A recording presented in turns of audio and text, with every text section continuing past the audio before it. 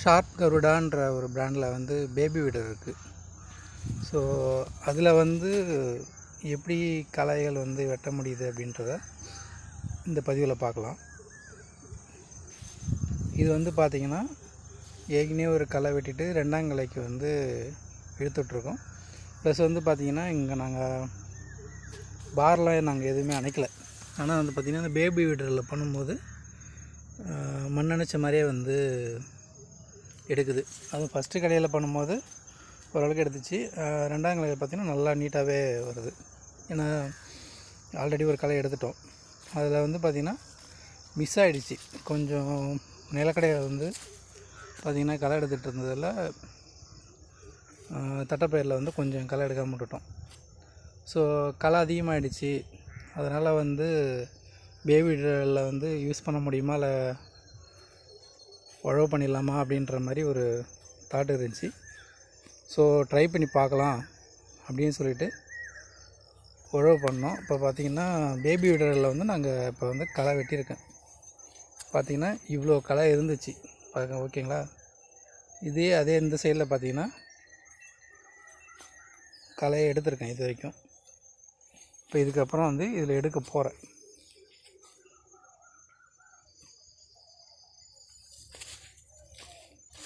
இதே வந்து நாங்கள் களை எடுத்து ரெண்டாம் களைக்கு வந்து எந்த அளவுக்கு முளைஞ்சிது அப்படின்னு சொல்லிட்டு நான் காட்டுறேன்.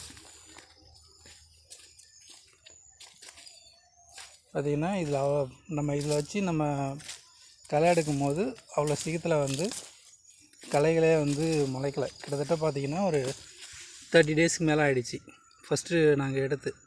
அதுக்கப்புறம் 30 நாள் கழிச்சு இன்றைக்கி தான் வந்து நாங்கள் களையை எடுக்கிறேன்.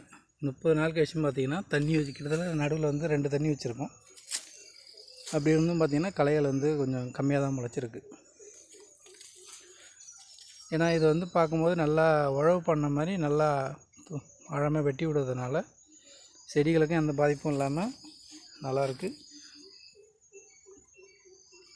முக்கியமாக பார்த்திங்கன்னா பார் அணைச்ச மாதிரியே வந்து நல்லா விடுது. ஏன்னா என்னென்னா நம்ம வந்து குறுக்கில் அதாவது 2 செடிக்கு நடுவில் இருக்கிற களைகளை வந்து நம்ம தான் வந்து கைகளில் எடுக்கிற மாதிரி இருக்கும். அது ஆரம்பத்தில் நம்ம எடுத்து விட்டோம் அப்படின்னா நமக்கு ரெண்டாம் களைக்கு அந்த அளவுக்கு களை இருக்காது. இதுவே பார்த்திங்கன்னா ஓரளவுக்கு வந்து பார்த்திங்கன்னா நல்லா கவர் பண்ணியிருக்கு. ஸோ அந்தளவுக்கு வந்து செடிக்கு நடுவில் வந்து களை இல்லை. இருந்தாலும் சொல்கிறேன், நமக்கு ரொம்ப நீட்டாக க்ளீனாக இருக்கணும், களையாக இருக்கக்கூடாதுன்னு நினச்சோம் அப்படின்னா செடிக்கு நடுவில் இருக்கிற களைகளை வந்து நம்ம கை களையாக தான் எடுக்கணும். மற்றபடி 2 பார்க்கு நடுவில் இருக்கிற களைகளை வந்து ஈஸியாக எடுக்க முடியுது. என்னென்னா இது டிஸ்டன்ஸ் வந்து நம்ம கண்டிப்பாக வந்து ஒரு அடியாவது வச்சுருக்கணும். அப்படி வச்சுருந்தால் தான் நம்மளால் வந்து ஈஸியாக உள்ளே போயிட்டு களைகளை எடுத்து நல்லா போயிட்டு ஈஸியாக வெட்ட முடியுது. ரொம்பவும் நம்ம நெருவாக போட்டோம் அப்படின்னா உள்ள மிஷினில் போகுது, ஆனால் நமக்கு வந்து நம்மளால் வந்து